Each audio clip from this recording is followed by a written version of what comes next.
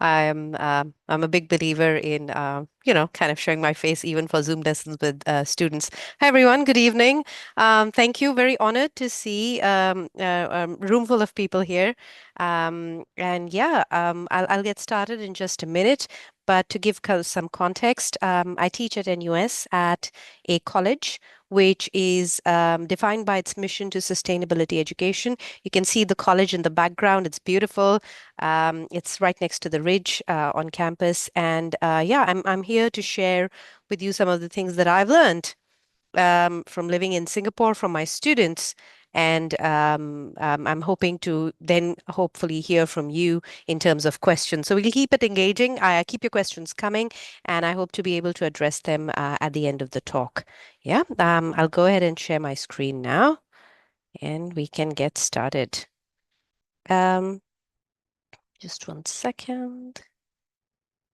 And we're gonna get going. Sorry. So yeah, the title of today's talk is Cities for People, and we're going to focus on inclusive and integrated public spaces. Now, since this is part of the Down to Earth series, I do want to emphasize that Singapore does a great job with how it's planned, long-term vision for planning for the city, what it aspires for its residents. There's a lot of technological breakthroughs that are happening every day that Singapore is good to grasp. But I want to take a very individual approach to cities because cities are huge. They're overwhelming. Asian cities are busy, they're packed, they're thriving, and we as individuals, we feel very scaled down and we can suddenly feel very small in them. And so, this talk, because this is a public talk, my intention was to talk more about the individual experiences and also to share some ideas on how we as individuals can have agency in how we can delight in the spaces that already exist and identify opportunities that we can engage with city design as Singapore moves forward into the future. Um, Moving forward, I'm always inspired very heavily. I'm an old heart. I'm inspired by Jane Jacobs. She's a journalist out of America, and her book, The Death and Life of Great American Cities, was written, more than half a decade ago. She's not an urban designer, but the book that she wrote was once again based out of her own lived experience with the community in New York and what she felt should be priorities. And I'll briefly discuss some of these ideas with you, which are, really, really simple and people centric. But at the end of the day, what she was aspiring for was this vision where cities could have the capability of providing something for everybody.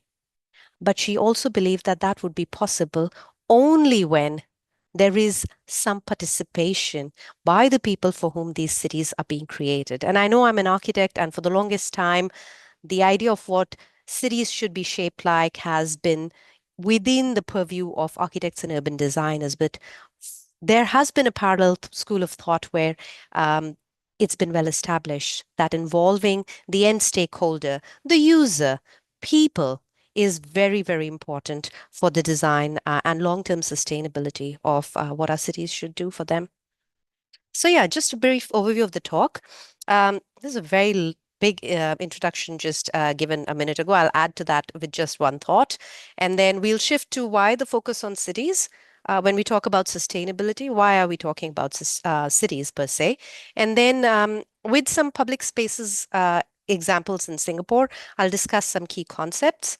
I will share a few examples for comparison from other cities. And then we'll wrap up with the Singapore Green Plan 2030 that has a huge emphasis on the city in nature um, pillar of the Singapore Green Plan. So yeah, without further ado, a little bit about me. I'm an architect, also an educator. This picture was taken at Bukit Brown. It's one of my favorite places, not to visit, but to teach at. Um, I teach a course there where students actually examine ideas of urban sustainability by discussing about contested sites. And these are the avatar trees. You can see the students exploring the tree grove at Bukit Brown. We're still able to go there, and it's a lovely space that lends itself to discussions around urban development. I'd like to talk about placemaking there and also a little bit about heritage and culture, which often get forgotten in that drive towards urbanization. So, yeah, we're here to talk about cities. You can see in the background, these are grid patterns of zoomed out city plans across the board. And you can see, perhaps, when you look at Rome and Tunis, you can see how organic the layout is. The evolution of the city is more gradual, is serendipitous, and potentially with a lot more agency accorded over time to people. In contrast, cities such as Portland, up in the left corner, San Francisco, Irvine, all of these on the left, these are planned cities, very gridiron cities. And I will discuss later to talk about why these cities look this way and not more like Rome and Tunis. What is the difference that makes cities look the way they do? So let's talk a little bit about urbanization. For those of you who are familiar with the thought, you'll know that Singapore is 100% urbanized. There is no rural area at all, and that's been the case for more than a decade, perhaps 2 decades. But on a global scale, more than 4 billion people, more than half of the world, now lives in urban areas, largely cities or what we call mega cities. Inevitably, there has been a shift. You're looking at the graph now from our world in data, and you can see there's been a steady increase in the number of people living in urban versus rural areas. That point of crossing over, that equalizer point, was somewhere around 2007, perhaps, and now the amount of urban population has overshot the rural population by a significant amount. This means not only the fact that the urban population is increasing in number, but also potentially that there is migration, not in Singapore, but other countries such as India and China, where the rural population is moving for a better life into the urban areas. That has a huge impact on cities. Many cities across the world have grown rapidly over the past 50 years in terms of total population. That kind of puts a lot of pressure on infrastructure. Can our roads take that? Can our water supply systems take that? Can the basic infrastructure, the mechanics of what makes a city work, can that cope with the sudden expansion? And here, just for some reference, are some numbers from 1950 to a projection for 2035. Please note the graph on the right is showing a projected scenario for the year 2035, and you can see there's steep rise in the numbers in certain cities such as Delhi, in Dhaka, in Mumbai, all Indian cities. That's a rapid growth both of the population and also of the rural migration towards urban centers. Unique is Tokyo with a slight projection in reduction. This also has to do with their declining birth rate and fertility rates. So this is just to give you some context of the overall kind of pressure that cities are facing globally. Since this is thematically aligned with this entire series of talks are aligned with this notion of engaging with issues around sustainability, I picked up the United Nations Sustainable Development Goal number 11, which of course is focused on making cities and human settlements inclusive, safe, resilient, and sustainable. And the numbers that I shared with you speak for themselves. We have roughly 1.1 billion urban residents who live in slums because there's just not enough housing. 2 billion more are expected, and that is a worrying number. These are informal squatter settlements because the cities are unable to cope with the influx. Only 1 in 2 urban residents have convenient access to public transport. Again, a surprising number because we do find ourselves quite fortunate on that front in Singapore. Air pollution is rising across the world. Sometimes in Singapore, that's a challenge we do encounter. And similarly, other metrics are here to show how important it is to deal with the issue of sustainability as it relates to cities. I do want to highlight something here. The UN SDG 11 is not talking about just providing more housing and, the numbers of infrastructure. It's actually talking about inclusivity, safety. These are very human-centric aspects. Moving forward, if you were to break down the SDGs, and I don't want to get into the detail, you can start seeing there are actually specific goals there on housing, on sustainable transport system, on 11.2, inclusive and sustainable urbanization for all age demographics. We're also starting to think about cultural and natural heritage protection, resilience. Singapore knows that more than anyone else. With the rising sea levels, that's going to be an existential threat, and so on. So these are smaller points that are to be focused on within the SDG 11. Again, very user-centric approach adopted here. Um, is the United Nations the only agency worried about that? No, actually, the Economist Intelligence Unit, the EIU, actually runs a vast amount of data collection where they're basically looking at aspects of livability. Again, very people-centric in its approach to cities. Livability is the degree to which a place is good for living. That's a definition from the Cambridge Dictionary. Essentially, what it's talking about is the concerns that are related to the long-term well-being of individuals and communities. Again, if you're noticing, there's a very people-centric approach. We're talking about soft aspects like neighborhood amenities, parks, open space, walkways, restaurants, environmental quality, safety, and health. Increasingly, with immigration being a global phenomenon, cost and friendliness, the ability to be accepted as part of a new community are also important criteria on livability. All this translates into an index that the EIU generates, and the indicators are basically stability, healthcare, culture, environment, education, and infrastructure. So they're actually measuring how cities across the globe are providing these amenities for their residents. Now, it's important to note that all this data is actually being collected with an agenda.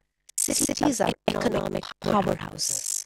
They generate and contribute to GDP massively when successful.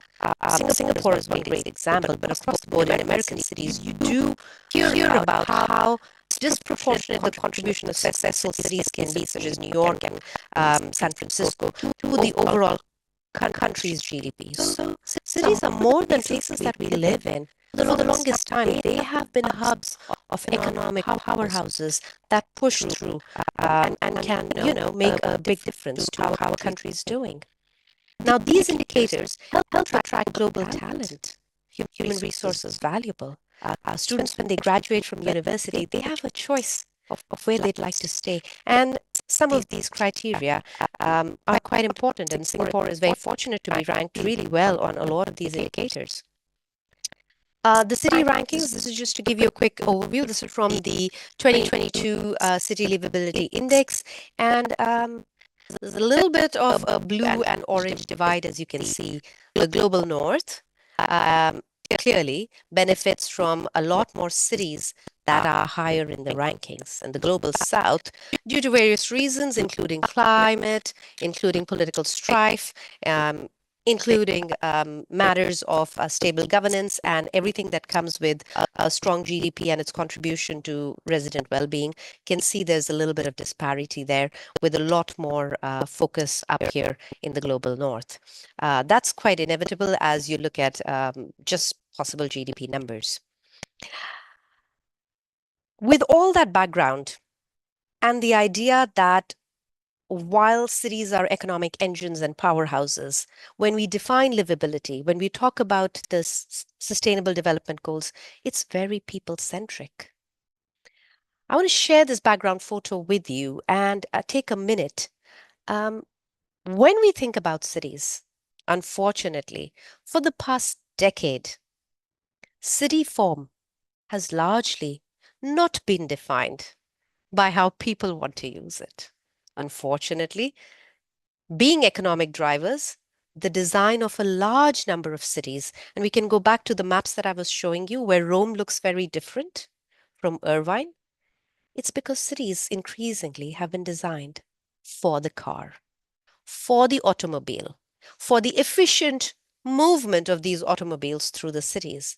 And that has had a huge impact on how we interact with the city, what affordances the city gives us, and how we enjoy the city. So, with that, I want to segue into the notion of inclusivity towards users as being key stakeholders in the dialogue on what cities should look like. And here, specifically, I would like to share with you certain examples on public spaces and what they can do for us. Um, I mentioned the name Jane Jacobs earlier. I want to come back to her. Um, More than 60 years ago, she posited, with having her lived experience from New York, she really felt cities were more like ecosystems rather than, hardwired mechanical systems. It's more, a little bit softer, because when you talk about an ecosystem, you're starting to talk about things that are more dynamic. And there's an interplay of buildings, streets, and neighborhoods in response to how people interact with them. So it's not just the buildings themselves that will make or break a city, but our ability to enjoy them and experience them and use them. Second idea that she posited, that's quite important here, is that local and context specific expertise is better suited to guide community planning for cities.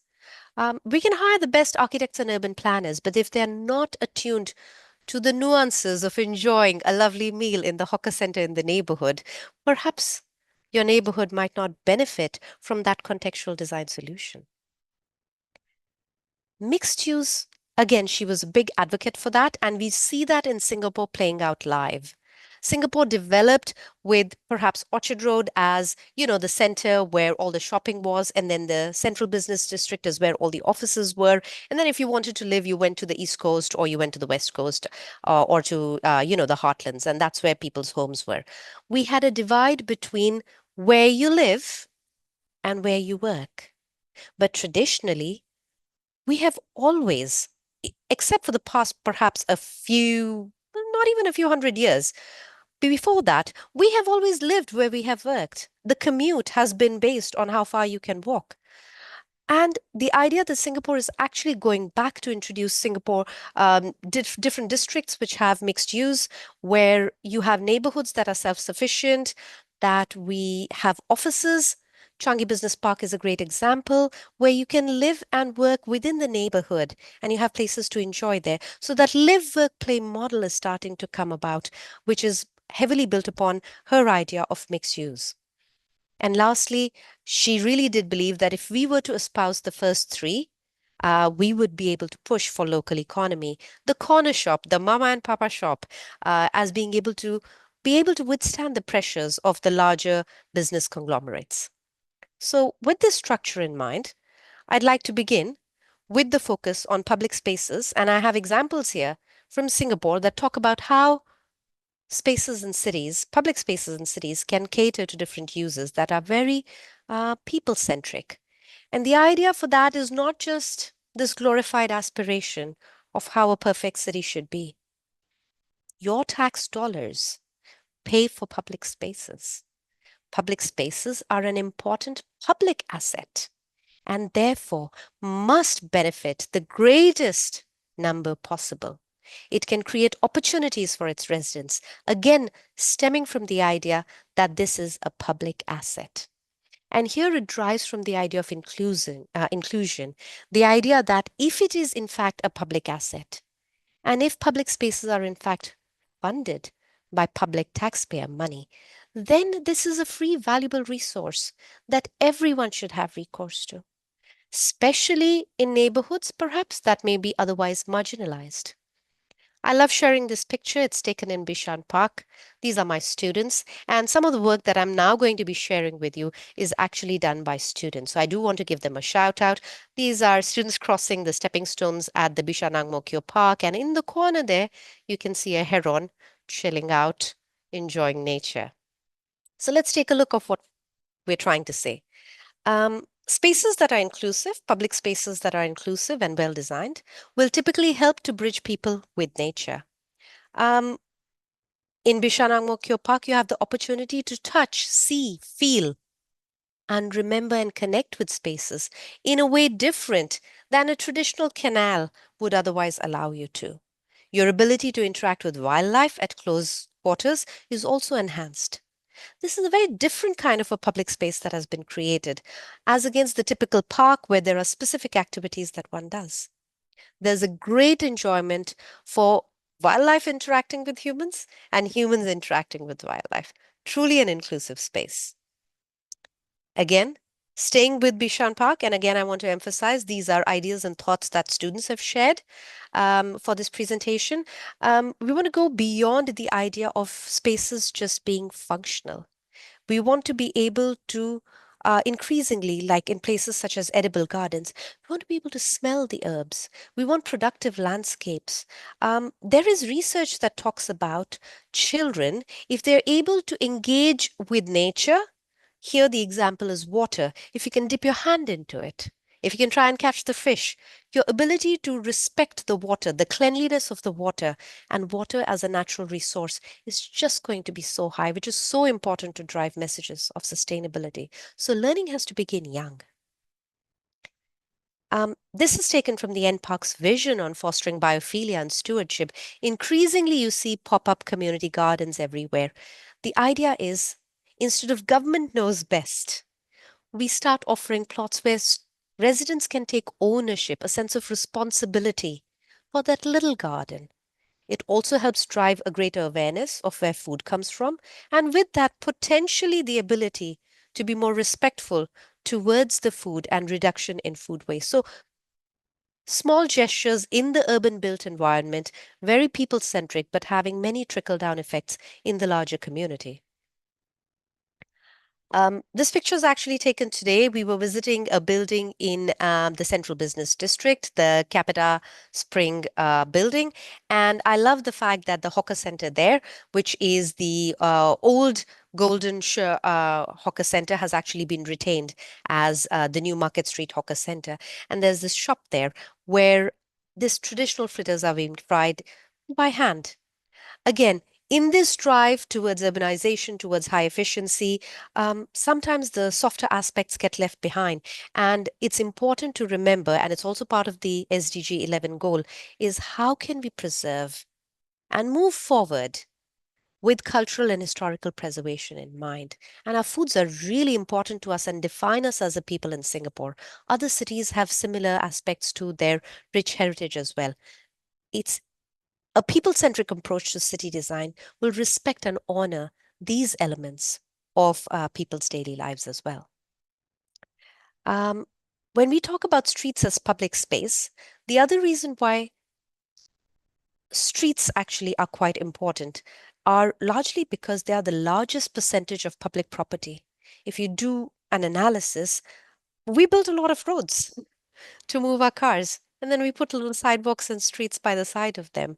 But if you do an area calculation, that's actually a lot of public property. How do we share them? You can see from the graphic, the road and the vehicular movement takes up the bulk. And on the side, then you start seeing your pedestrians over here in blue, and then cyclists in an ideal world have a separate passageway in green. Singapore is trying to move towards at least enhancing on the pedestrian movement. We are still some way to go on having dedicated bicycle lanes. But if we do want to be a car light society, if we want to be a small neighborhood centric approach to city design, then this will start having to become emphasized more, as it is in some parts of the world. People-centric streetscapes offer many benefits. It maximizes your walking space. It makes it safer for people to cross. It reduces noise and air pollution. These are all the wins, even in the central business district. If you took a quick look, humans only walk at around 5 to 7 kilometers per hour, while cars are going to go roughly in the city at 25 to 30 kilometers per hour or even faster. There has to be design that allows specifically and caters specifically for pedestrian movement. Bicycle lanes go a long way. Again, if we are providing neighborhood amenities, it is important to keep in mind how far can people actually walk. So Singapore does this really well. The idea of a neighborhood school, a neighborhood clinic, neighborhood amenities such as hawker centers, these are all calculated very carefully on the metric to encourage walking. You want to incentivize people to walk. Wide sidewalks, as seen over here at the Marina Bay waterfront, are putting otherwise what is a very high-end, very luxurious, very corporate area back into the public domain, re-emphasizing that this is public money at work, this is good governance as work, and when there are celebrations held in such public spaces, it can actually build a sense of pride and national identity of how far Singapore has come. And suddenly you're starting to build urban resilience in the community of people who live here. Um, Again, this is a bit technical. This is talking about how we can go further in certain districts where within the sidewalk, you can start providing dedicated spaces, especially in the central business district for bicycles, for people to sit on with benches, a regular path for movement, and of course, on good days where there's a nice breeze, outdoor alfresco seating for restaurants. And that essentially will start bringing your streets to life. And streets, as I mentioned, are important because they're massive in terms of how much public property they take up in terms of area. With that, I'd like to segue. I've got my eye on the time as well. I'm going to pivot a little bit. We've talked a lot about Singapore and shared some examples curated by my students. Let's take a look at what other cities are doing, really. Um, this is the High Line project. It's quite famous. This is from around 2006, so it's actually been around, it's completing its 15th year anniversary this year. This is a disused railroad in the central part of Manhattan. During the industrial era, train tracks were built for, again, for the conveyance of goods and mass-produced manufactured stuff. Over time, this elevated pathway did not need to be used by trains anymore. In 2004, a bunch of residents got together and came up with the idea that they would like to repurpose this train track into a public space. They got in touch with the municipality, they worked in collaboration with designers, and then slowly raised funding. This was a ground up initiative. And I started this talk by talking about agency for us as residents of city. This is a prime example of a project that was not government initiated. This is a project that started in an individual domain of two individuals who then garnered support, worked really hard, and then had this translated. For those of you who are not familiar with the New York High Line project, it's very similar to the rail corridor project currently ongoing in Singapore, a disused rail track that is being harnessed to provide a continuous sliver of green cutting across a city that really, really needs to use every bit of land where possible, especially the green spaces. The New York High Line project has been massively successful. Private money started pouring in. It's inclusive by design. It elevates you from the traffic. And then as you cut through different neighborhoods, some rich, some poor, some impoverished, some regenerated due to this walking path, you get a slice of New York life from perhaps a neighborhood that you might otherwise have not visited. It's a great social equalizer, and it has helped pull up certain areas from economic downturn. So again, the idea of being inclusive and being a people-centric space. The second example I'd like to share with you is the La Rambla in Barcelona, which is this massive, wide street. And here I actually want to share with you the layering that is happening here, very similar to the cross-section I shared with you. Please note that on both sides of the street are buildings that are around 3 to 4 floors high. Outside of them is a covered sidewalk. Beyond that is this open-air market running on both sides. This is a very heavily touristed area, very popular. There's a lot of buskers here. Again, the success of this space is from the footfall. Just look at the picture. People are there. It's a beautiful sunny day. There's a little bit of shade up above. There's stuff to do, stuff to buy, stuff to eat. The idea of being part of this large urban community on the weekend where you can pick and choose based on your interest and interact with the larger community of the city makes this one of the most successful streets in the world even today. There's art galleries there, there's amazing restaurants there, but there's pop-up, little Warung kind of enterprises there. It's got a little bit for everyone. Again, going back to Jane Jacobs' idea, it has to cater to all demographics and a wide multiplicity of users to be successful. Single use, single demographic, user base is not going to really work anymore. The last example, and I love the fact that this is from Asia. This is the Cheonggyecheon Canal in Seoul. What you're looking at is a canal, on top of which actually used to run this massive highway. Again and again, we come back to the plague unleashed by the automobile in changing the fabric of our cities forever in the past one century. And increasingly, as cities take back that space from the automobile, I'm not saying cars are bad. I'm just proposing that sometimes when cities are able to resolve their public transportation systems and make more efficient their mass transit systems, they are able to, without doing land reclamation, put back a lot more space into the public domain. And putting back spaces into the public domain is not just a gesture of goodwill. If you start having streets that are alive, they're going to be safer. Businesses located around them are going to thrive. Restaurants are going to do well. You're going to be able to celebrate festivals locally in the neighborhood. People will walk. Otherwise, it's really hard to get people to walk. But with these kind of spaces, over here, you're looking at an example of a green and blue space. There's water and there's landscape. It's naturally cooling, it brings down the temperature, and it's delightful to walk in. These are spaces that are going to encourage increased walkability in our neighborhoods. With that, I would like to close and the last segment is about the Singapore Green Plan and its pillar on city in nature. The draft master plan of 2025 is actually open for public engagement at the URA. The idea is that even the URA is inviting your voice to say, let us build this master plan based on shared conversations. There are 4 themes that you can focus on, and I'm going to quickly share this video with you to give you an overview of what it is that they are inviting you to participate with them on. Those who came before us, the pioneers and the trailblazers, their shoulders bore the brunt of our progress, with little to begin with, but a vision larger than life. They saw our future, not as it was, but as it could be. Now, standing upon their shoulders, we see beyond ourselves. We rise to build beyond mere bricks and mortar.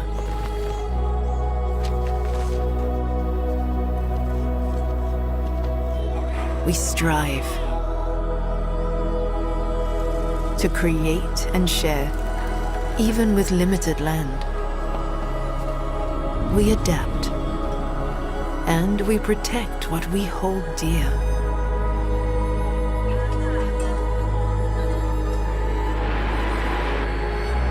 We look forward to the future, while remembering our past. Those who came before us, they paved the way. Now, we will walk their path. We will forge ahead. We will build our future together.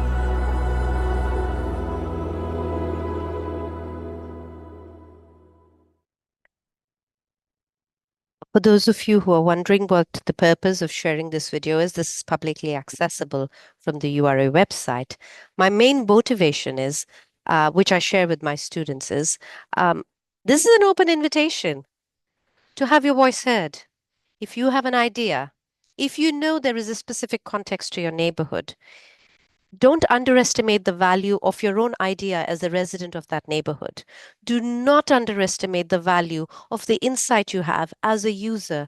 You don't have to be an architect. You don't have to be an urban designer to know what is lacking on your streets. This is an opportunity and an open invitation to at least engage with the URA and have your voice heard. And I think there's a lot of central and decentralized conversations around the draft master plan. And I think this is a great time, with the greater awareness that we have in Singapore, to start participating as residents for the city that we are planning for the future. A few other examples of how other agencies in Singapore are also starting to adopt a more people-centric approach to city design. So we've been talking about the automobile and how road efficiency is what has determined all our expressways and street design and what our neighborhoods look like, actually. Finally, we are starting to have a shift. The concept of friendly streets that has been launched and is being piloted in 5 towns. The idea is these are areas where there is high pedestrian movement. There's a lot more cyclists, which is such a win. They also happen to be in and around amenities such as markets, which has higher footfall, hawker centers where people like to walk to, community clubs, schools, and MRT stations. So this is a pedestrian friendly and pedestrian intense neighborhood where they want to try out a way where people come first, where there is a priority for residents to take back a little bit more control of the road, where cars might have to wait a little bit longer to allow the little children and the elderly to cross. I find this as a very, very positive development and look forward to greater implementation by 2030, where friendly streets, which should be the norm now in our neighborhoods, is something that is going to get realized. Again, with that mission of putting people and their use of space first and over and above that of vehicular movement. Our I wouldn't bore you with your video. As I wrap up, I do want to come back full circle to the Singapore Green Plan 2030, um, which essentially is prioritizing the city in nature concept that Singapore is currently building towards. Of course, there's a lot of very technical bits that go into it, such as expansion of the nature park network and the park connectors that you have in your neighborhoods, intensifying nature in gardens and parks, restoring nature in the urban landscape, connectivity between green spaces, and veterinary care and animal management. This all seems very nature centric. This all seems very plant and wildlife centric. But I think it's important to not forget that human well being and human priorities on wellness, especially in our busy, busy lives, heavily depends on restoring nature in our neighborhoods, which unfortunately was decimated massively in that drive towards urbanization. And this is not something that Singapore alone is accountable for. Across the world, the first price that a city pays in its march towards urbanization and heavy infrastructure development tends to be paid by nature and the erosion of nature. Increasingly, we are seeing a shift back to these priorities as we start seeing not just climate change and sustainability at the front, but human well being coming to the front and realizing we need to go back and seed this missing nature back into the cities. So, this isn't about nature first, this is still people first by prioritizing of nature. Um, the video I had embedded here is actually from NParks and actually beautifully explains the concept of of Singapore as a city in nature. Um, I'm going to wrap up in the interest of time and the ability to be able to take some questions. As I mentioned, I do want to give credit to my lovely students who are very patient in all their outdoor adventures with me. Most of my classrooms are conducted out of the classes. This is at Bishan Park with the Recycle Hill sculpture in the background. And yeah, we spent 3 hours exploring that. Every time I teach the course, we're out there. And a lot of the content that I share in my talks usually is student generated. So big shout out to all my students.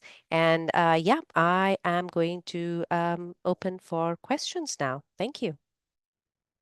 Right, we have some questions. Someone asked, why are slums on the rise when people are moving to urban cities?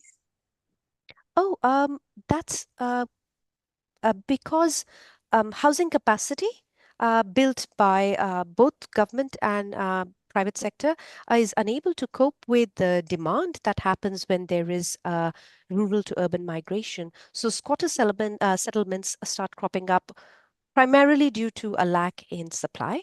And then, of course, is the higher cost, affordability for a lot of rural migrants into urban areas.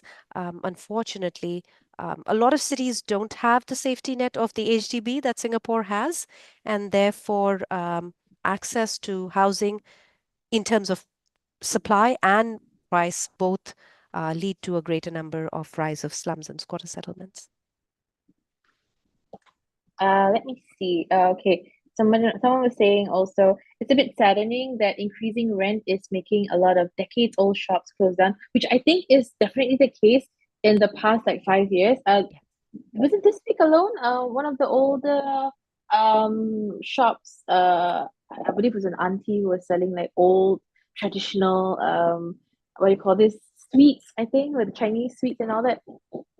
Worked there for many years, decade, and closing down mainly because rent went all the way up. Um, so many things sort of have coalesced in the past 4 to 5 years. It's hard to pinpoint a single cause, but certainly an easy answer, and to a certain extent, the correct answer that has contributed to a lot of these shifts is not just the pandemic by itself, where our movement was restricted, but actually the twin whammy of the shift to online shopping. It's quite an unsustainable practice. Um, I do wonder when, as an idealist, I do wonder when companies such as Amazon and other companies can be held accountable for the massive waste generated out of shipments of individually packaged items. It's really killing our neighborhood corner shops. So in my understanding, especially in the past 5 years, one of the biggest dents to corner mom and pop shops and smaller enterprises has been our inability to participate in these economic activities and the shift into an online modality. Um, the online modality is here to stay, even though we are in a post-pandemic world to a large extent, because it just became a matter of convenience. Um, Price also started mattering as the cost of human resource to have someone man shops physically to pay overheads. Rentals have gone up as governments slowly, gradually try to recoup the losses of the pandemic era. So it's kind of all coming together at a really bad time to cause some of the smaller enterprises to lose the race in what has become a very, very excruciatingly challenging economic scenario in cities. Okay, we have another question.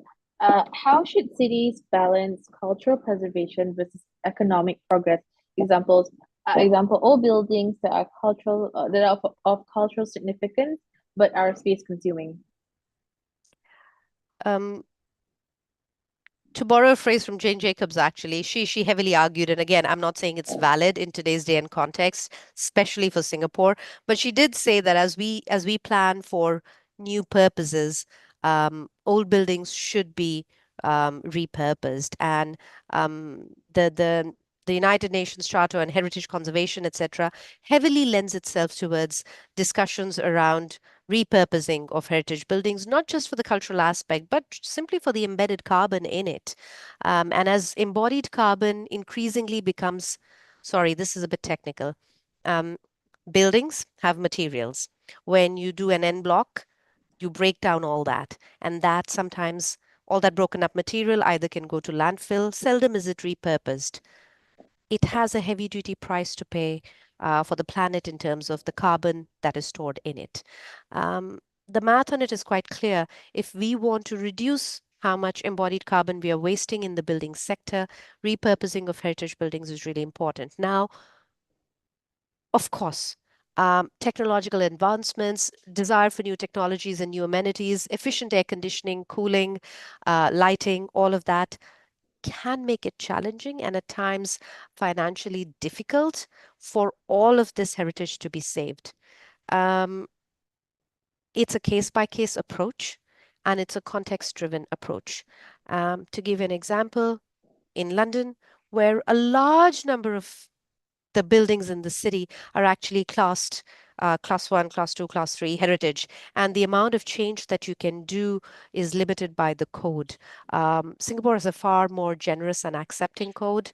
Unfortunately, having lost a lot of the old conservation districts, we have bits and pockets left that we are working very hard to keep them integrated and alive. But we have lost a lot, and Singapore by no means is the only city to have suffered that. Lots of cities in China are dealing with that too. So it needs a concerted effort, and economic viability needs to be established with policy mechanisms and a reprioritization in the codes that would enable that to benefit, because otherwise you are right. It can be quite difficult in terms of just simply the dollar value to preserve heritage and culture in packed and dense cities. Okay, someone, let me see, where was that? Okay, they mentioned, thank you for mentioning Jane Jacobs. Singapore focuses on a lot of managed and manicured greenery, but vegetation like secondary forests are very necessary, especially with climate change. How do you think Singapore should balance the need for forests and with our rapid urbanization? Thank you for that question. Um, there's a saying in my class, not all green is created equal. So I usually point out to the lawn, and then I point out to the bioswale, and then I point out to the Kentridge Forest behind us. And they all operate at very different levels of complexity, and their contribution in terms of ecosystem services are hugely varied. And you're absolutely right. For the longest time, Singapore has emphasized on very managed and curated greenery to the extent even focusing on non-indigenous species. I do believe the tide is turning on that. For reforestation, especially on the NUS campus, I'm aware the forest ecologists who are on board are actually working with sourcing saplings from native forest. I have a brilliant colleague who works in that, and she sources and nurtures little saplings to make sure that we reforestate our secondary forests with native and indigenous species, which has a higher rate of survival and can actually contribute more positively to the biodiversity. Um, and absolutely, what a forest can do, a park and garden really, really cannot do. Forest restoration is something that I'm hoping to see a lot more of. Mangrove restoration is something the world has recognized, traps carbon much better, and are nature-based climate solutions, as is the new term that is espoused by a lot of us. Um, I think we've cut a lot of our forests to answer your question.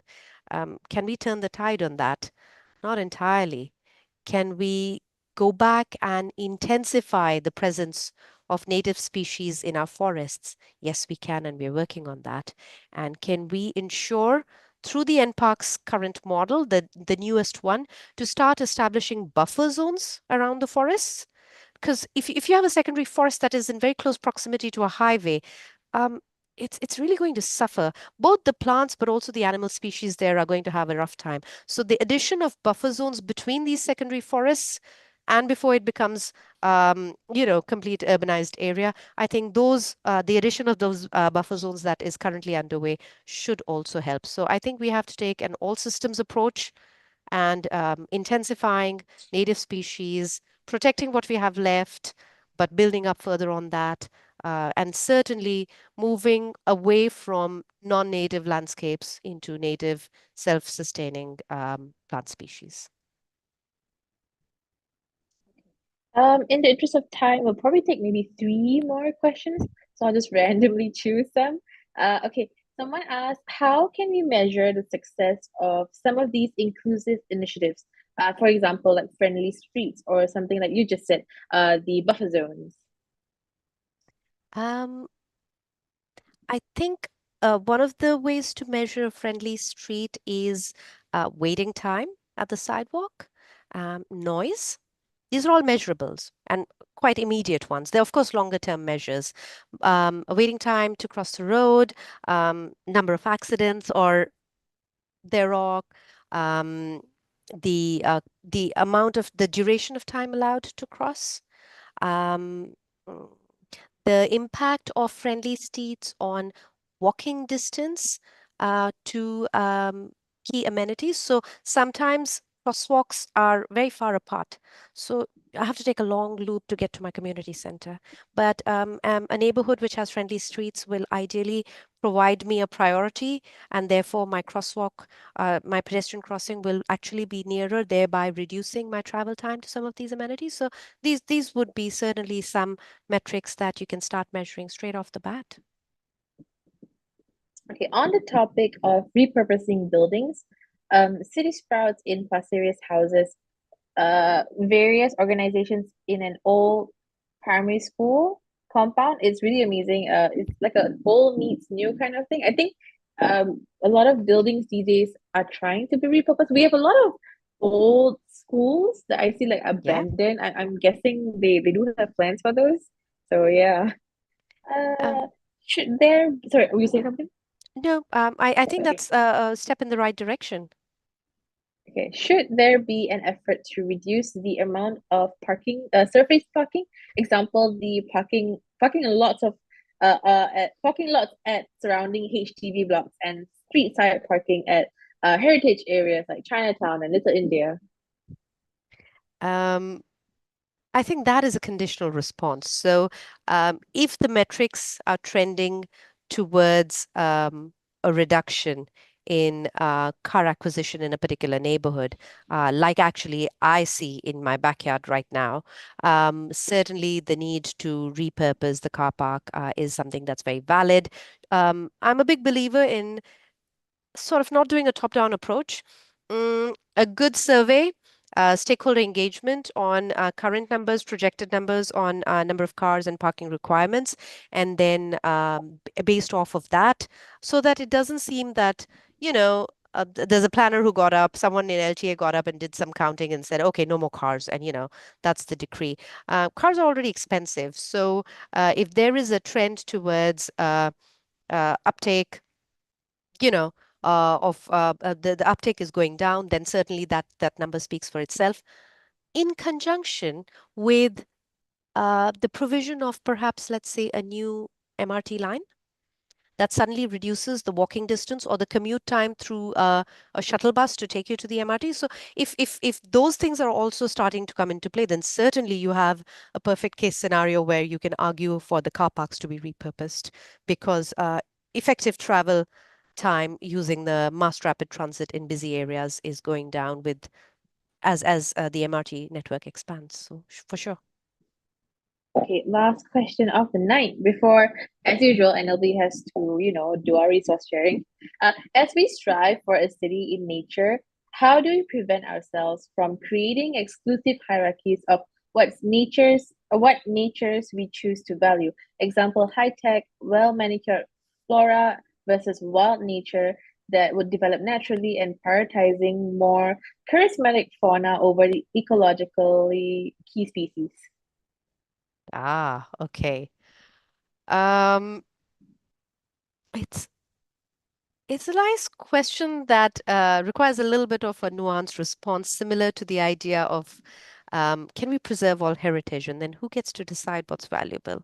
Is your beautiful shop house more valuable than my little corner temple or something like that? So um, it is never going to be um, one size fits all in terms of having a checklist of what is more valuable in nature.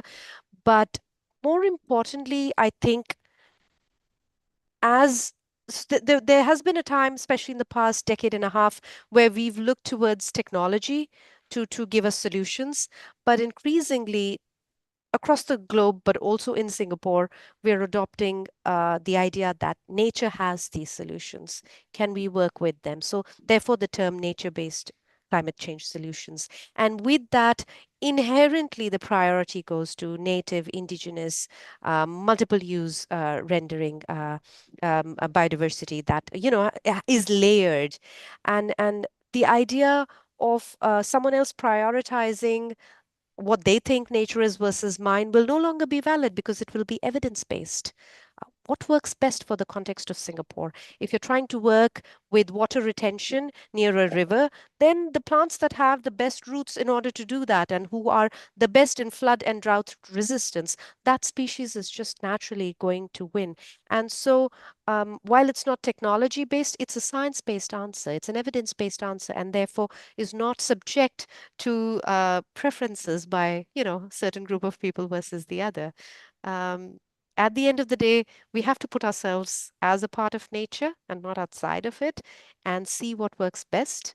There are um, groups such as the Nature Society of Singapore. Some of our students do rewilding projects with them. Again, the idea of what works in a context that is specific to a need largely is already driving the shift towards local self-sufficient species that will require less intervention for pruning, for fertilizer, for pesticide. It's just an all-win when you work with local flora because it supports local fauna. The butterflies and the bees and the civet cats. It's just going to close the loop on the ecosystem. So yeah, we work with the evidence on that, and then it is not a matter of choice or preference by any individual or a group of individuals. Okay, there you have it. All very, very good answers. Thank you so much for tonight.